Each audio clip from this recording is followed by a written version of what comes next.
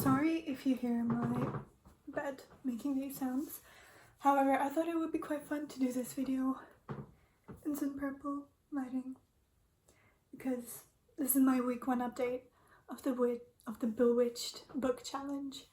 So, in case you don't know, this is a challenge being run by, I think, Aaron Smith. I might be completely... Yes, Aaron Smith on YouTube, who's another booktuber and also makes gorgeous journal spreads. And this is a sort of a spell book theme challenge. So I think there's about 8 different spells with 3 ingredients each, and those ingredients are prompts for books to read for this challenge.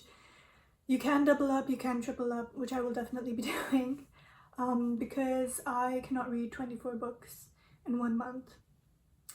Okay, 2 months, because she does give you some time from the end of September to the beginning of November, I believe. Or maybe it's just till October 31st. Either way, it's just a fun little challenge, and I did make a journal page for it and some really cute spreads, which I have to be honest are not finished. See, that's just done in pencil. I only did the flowers up there. This one, again, like the title, just in pencil. Same for this one. So as you can see, I haven't really done all of them. But what I did want to tell you about is the books that I've started for this challenge and what I've read so far. I did have tentative plans and I thought about sharing them, but then I thought it would be more fun to do an as-you-go thing because I'm actually not that good at following a TBR. I had one in my mind about the books I do want to read for this challenge, and I've kind of already completely sidetracked myself. And the first one, for example, you know, there's Beyond Black by Hilary Mantel, which is really beautifully written so far, but I'm only a few pages in.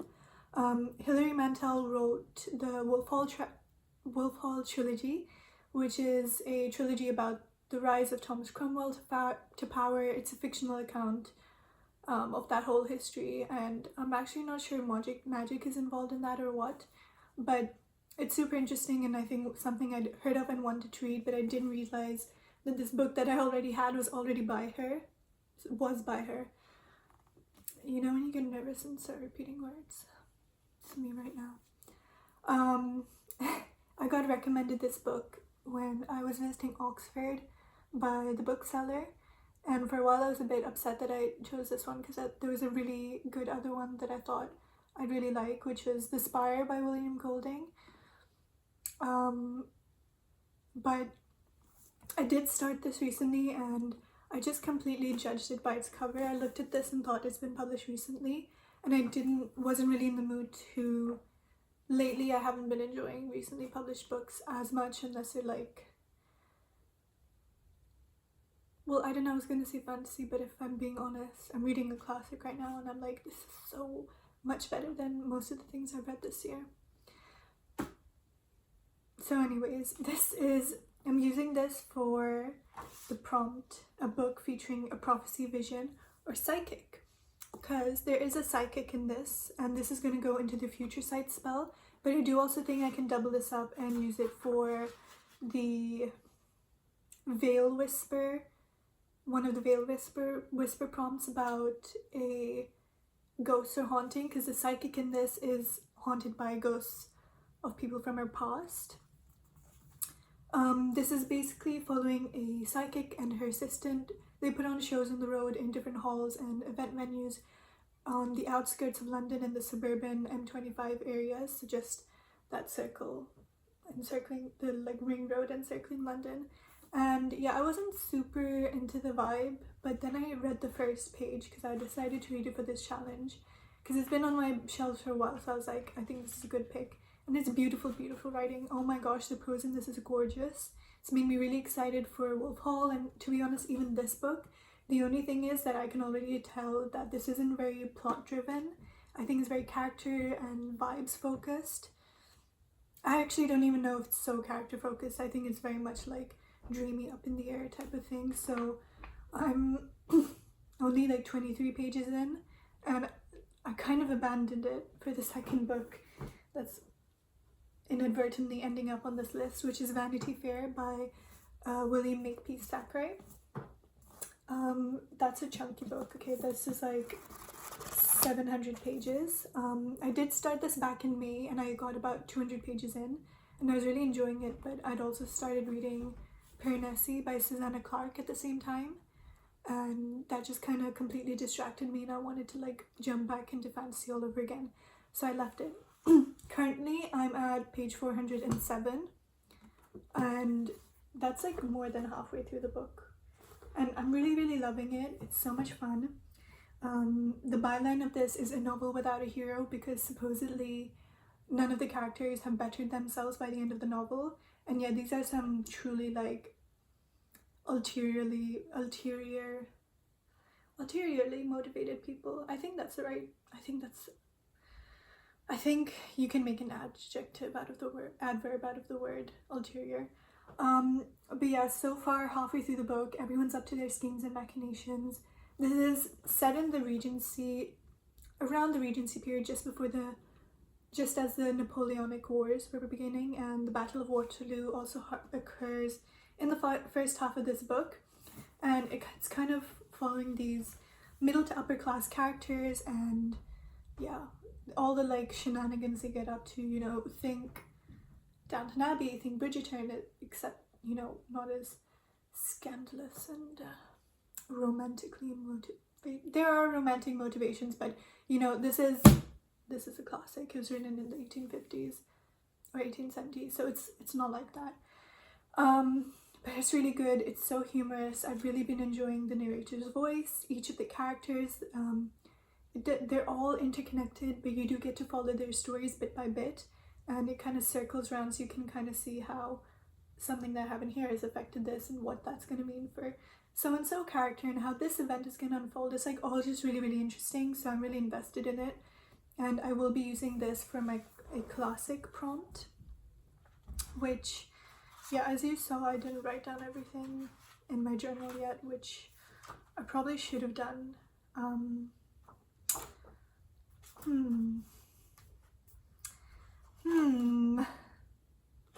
Anyways, it was for one of the prompts, a classic, which initially I wanted to use The Castle of Otranto and double it up, but I think this is gonna have to be the one that goes for it, because I'm just not putting it down. This is like my main squeeze.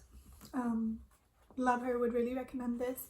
I will say, keep in mind that this is quite a wordy classic. Obviously, at the time they were paid by word, especially since this was initially serialized in magazine, so he was paid for words. There's a lot of words.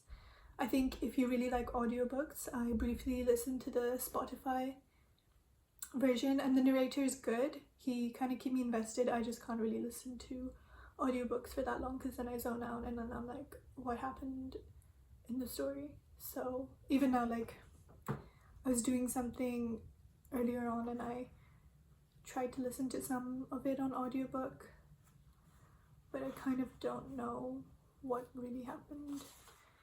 Like, I actually finished the chapter that I've put the mark for here, but I don't really know what happened, so I'm gonna have to reread it anyways. But if you like audiobooks, if you're an audiobook person, I think this can make it a very easy reading experience for you, especially if you have a tough time getting through the language and prose of classic literature. Okay, and then after that, this is probably this I finished yesterday. It's a collection of short stories by Shirley Jackson. The first one is called Daemon Lover, and that's also the title. This is a new Penguin Archive version, and there are 7 short stories in this. My favorite, The Daemon Lover, was good. It's based on a Scottish broadside ballad about sort of a jilted lover who's running around trying to find her husband, and this ballad was also carried over to the Americas as people immigrated, and there's a slightly different American version of The Daemon Lover, which is where it got its name, because it had a different name when it was a Scottish ballad. And I'm pretty sure this is the one that influenced Shirley Jackson to write the story.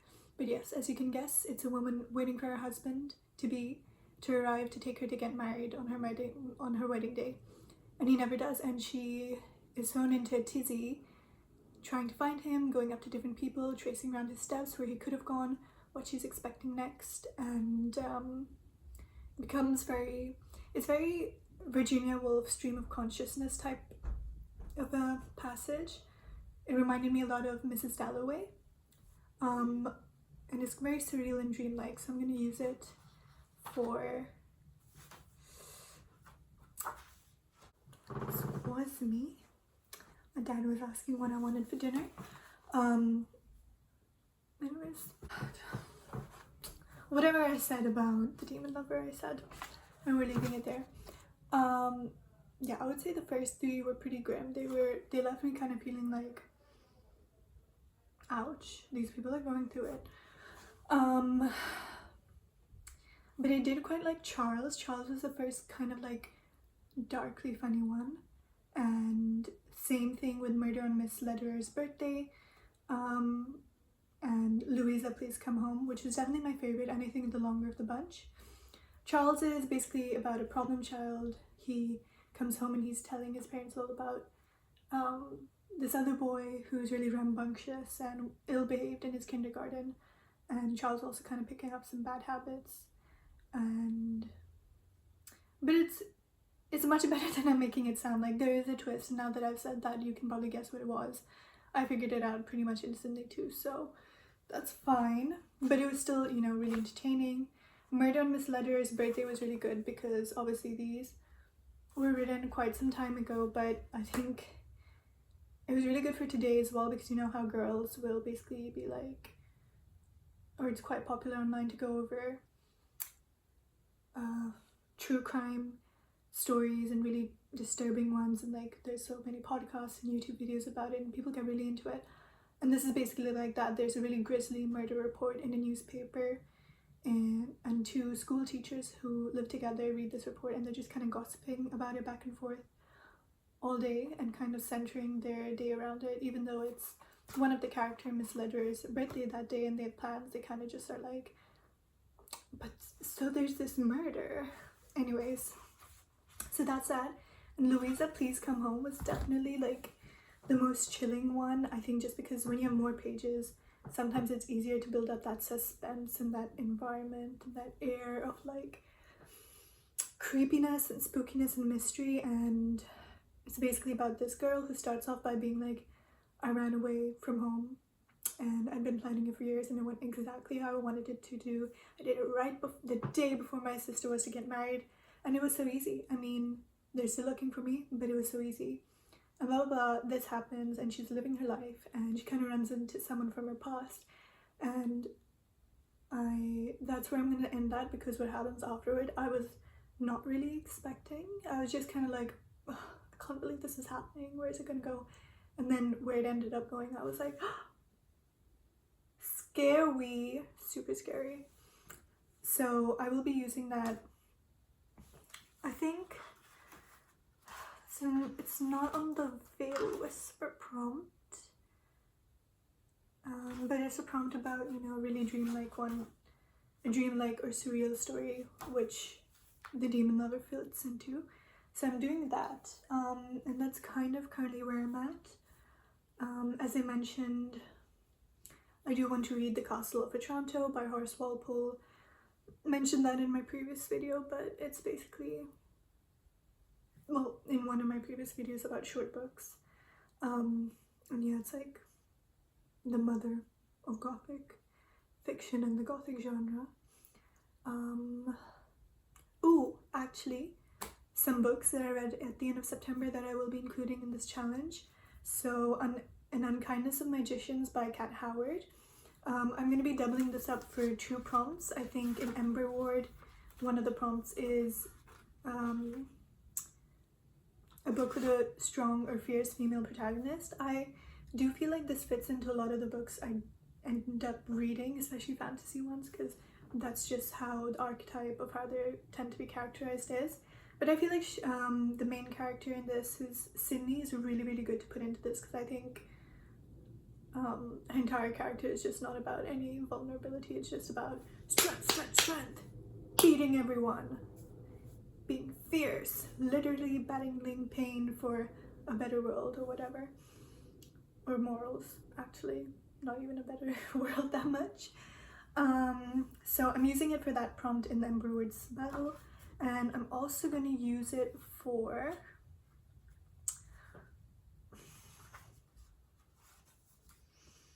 a book about family secrets, which is,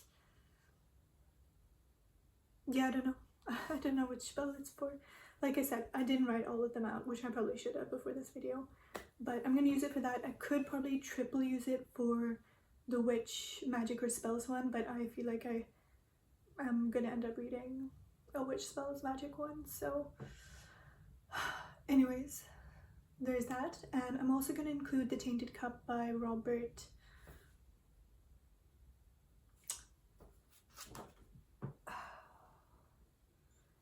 Jackson Bennett. This is so good, but there's a prompt which says like a book with like a graveyard or skulls or bones on the cover, and I realized if you really zoom into the cover, which has like some flowers on it, the like little center part of the flower where, you know, what the pollen tends to be, I don't know, I've forgotten what it's called. Anyways, those are tiny little skulls instead of just a little flower head, and I was like, ah, so fun. And thank God, because I thought I was really gonna struggle with that prompt. But anyways, I could probably, I think next video I will tally up the points for this. I would do it now, but I'm pretty hungry, but maybe I'll come back and record and tally them up. Otherwise I'll do it in the next video.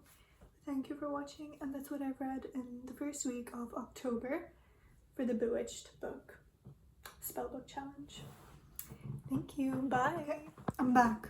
I've decided to count up my points. So you get 2 points for every prompt you read, 5 points if you do all 3 prompts and cast a spell, and then there are bonus points for if you read something from the like guide list, and a bonus 5 points or like more if you read the chosen book, which is like, I think the book of the month basically, which is a witch's magical guide to innkeeping,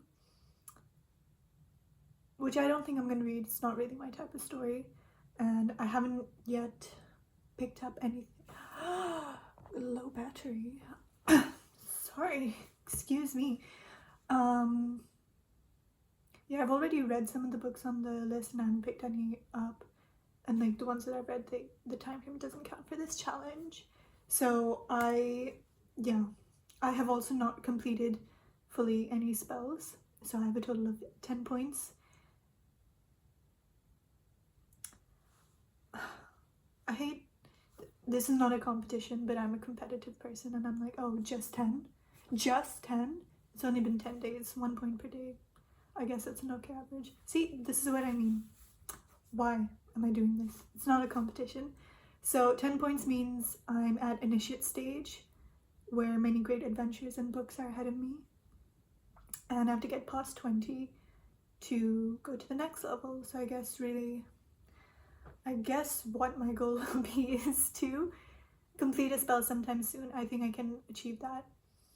But yeah, like, I don't think this is going anywhere except for classic. So yeah, that's where I'm at. It's a really fun challenge though. You should sign up. I think all the prompts are really, really good. And if you don't make it a competition like me, you'll really enjoy yourself.